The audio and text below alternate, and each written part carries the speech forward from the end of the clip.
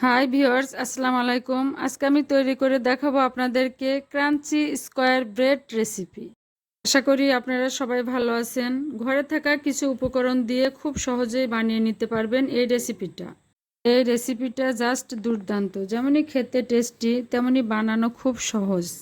এটি আপনারা বানিয়ে বাচ্চাদের টিফিনেও দিতে পারেন।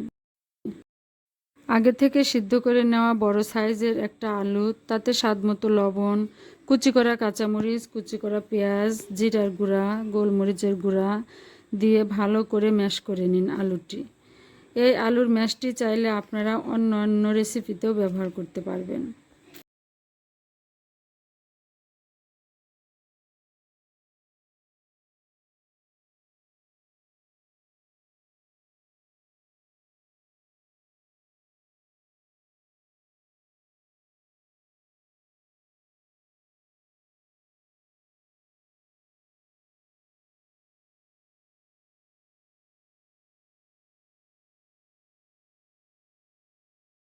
তারপরে অন্য একটি বাটিতে 1 কাপ ময়দা, স্বাদমতো লবণ, 1 চিমটি হলুদের গুঁড়া দিন।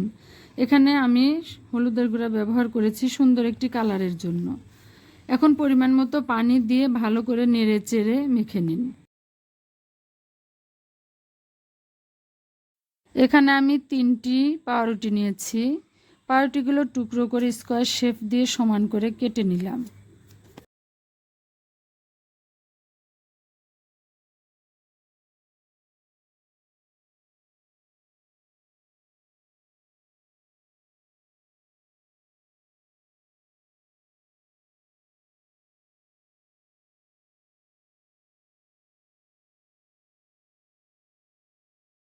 পাউরুটির টুকরো করে নেওয়া অংশগুলোর উপর ম্যাশ করা আলু লাগিয়ে নিলাম।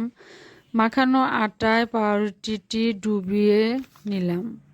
এরপর মাখানো আটায় ডোবানো পাউরুটির এপাশ ওপাশ করে ব্রেড পাউডার লাগিয়ে নিলাম। একইভাবে বাকি পাউরুটিগুলোকেও তৈরি করে নিতে হবে।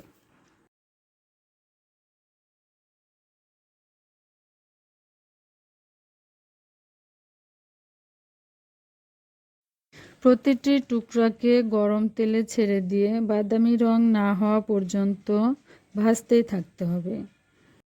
নিচের অংশটা ভাজা হয়ে গেলে এরপর হালকা হাতে উল্টিয়ে দিন।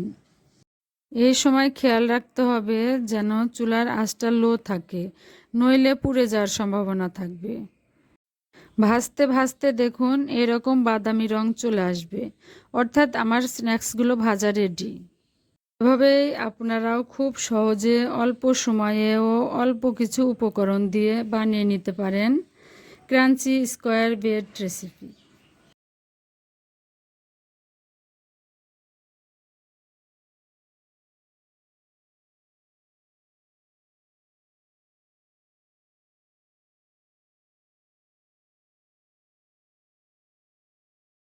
দেখতেই পাচ্ছেন স্ন্যাক্সটি কতটা ক্রাঞ্চি ও মজাদার হয়েছে। ভিডিওটি শেষ পর্যন্ত দেখার জন্য আপনাদের অনেক অনেক ধন্যবাদ। ভিডিওটি ভালো লাগলে লাইক করবেন, আমার চ্যানেলটিকে সাবস্ক্রাইব ও ফলো করে